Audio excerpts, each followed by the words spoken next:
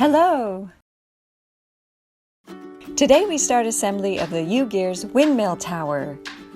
Ed is ready with the wood boards, rubber bands, wax, sandpaper, a helper piece, and instructions. Let's begin. First, put together the base. This is 4 pieces put together crossways.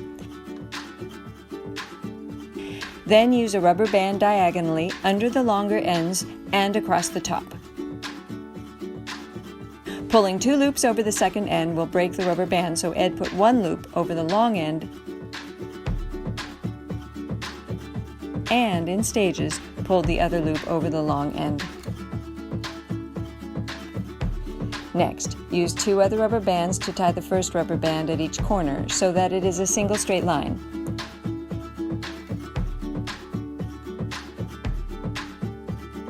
Cut off the excess above the base. The next piece is a lever that goes on the base. Attach 3 teeth to the circular piece. Make sure they are facing the correct direction. Then put the lever piece on top. Test that the lever rotates smoothly. Next, attach a larger circular piece.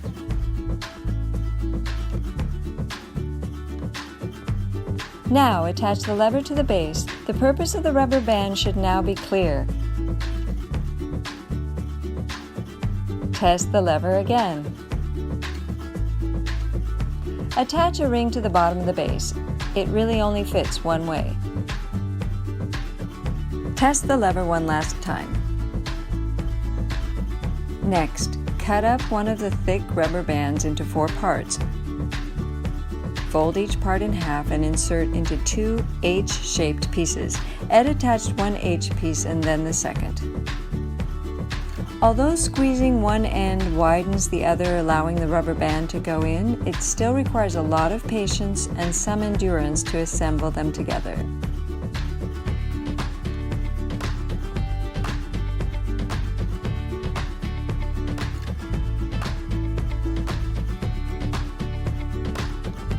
The other end of the H should be put on the bottom end of the base.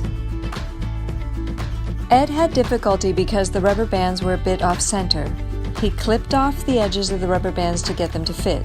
This may not be the best idea, but it worked.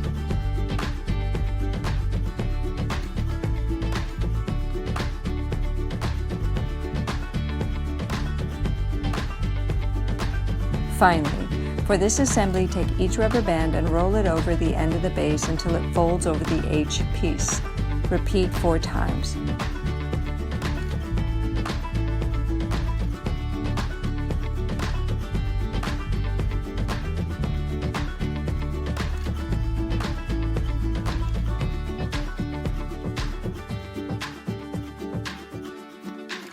This gives you a slightly raised base that sits level. Next, the 2 main gears are assembled. First, take the base ring and insert 3 large L-shaped pieces into it. They should be evenly spaced.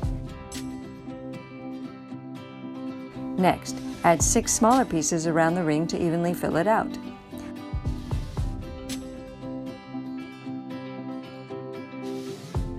Then add 4 rings to the center spire.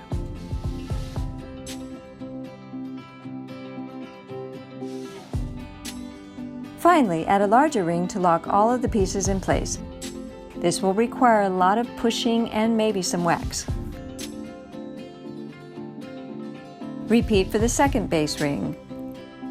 Big pieces, small pieces, rings, large ring. Now, on to the next phase. Flip the first gear over and, like before, insert 3 larger L-shaped pieces.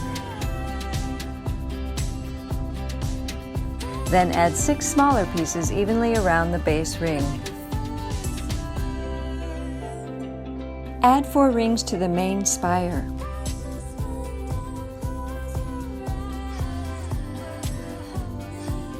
Finally, add a large ornate gear piece to lock everything together. Again, lots of pushing required to get the pieces attached. The second gear follows nearly the same process, but with different sized pieces. This time, add the 6 smaller pieces first. And Lakenath arrives to hog the camera. Continuing, and he's back. Okay, he's over his screen time allotment. Add the 3 larger pieces. Then add the 4 rings.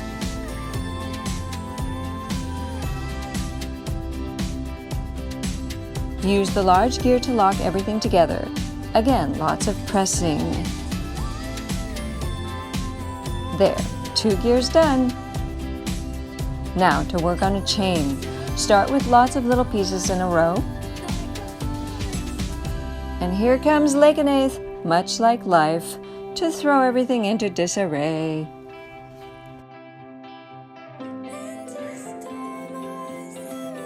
Alright, after reorganizing, start the chain by taking 2 of the top pieces, putting them on either end of the middle piece, and lock in place with the bottom piece. Repeat these steps 8 times.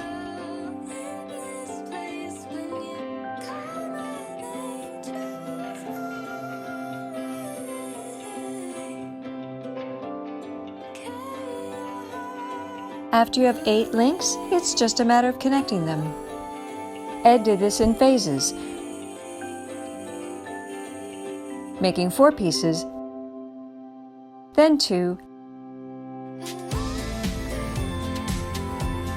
and finally a complete chain. Make sure all of the links are flexible. Next, make 2 identical pieces that look like a spinning top with a gear at the base. First, take the 3 long pieces and insert them into the small gear. Next, add a small ring at the bottom to lock the pieces together. Now, take the first large disc and pull it down from the top and lock a bit below the middle. Hello again. Next, take the second large disc and insert 3 smaller discs onto tabs inside the large disc.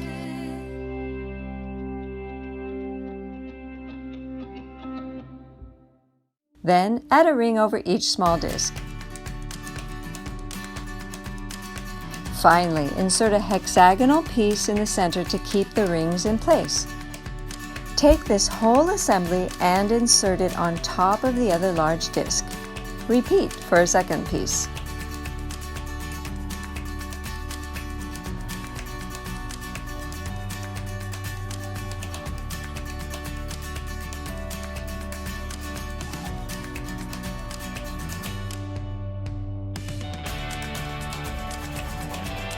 I wonder what these pieces do. Next is a strange piece shaped something like the number 8. Simply add a gear to each side.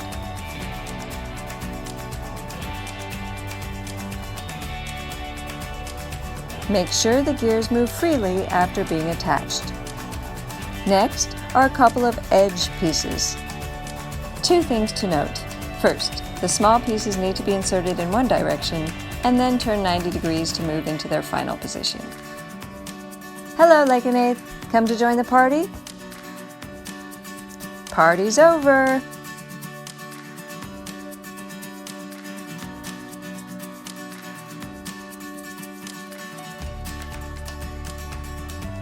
Second, although the top circular pieces are identical, they need to be inserted in opposite orientation. A second set of edges are assembled in a similar way, although the pieces in this case are not identical. However, the orientation of the top pieces need to be opposite again.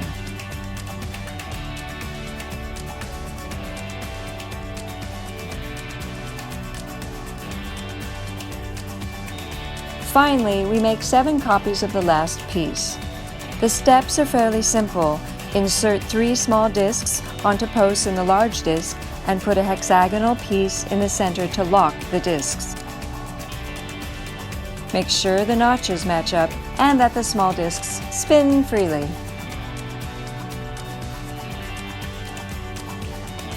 After doing this a few times, you get pretty fast at it.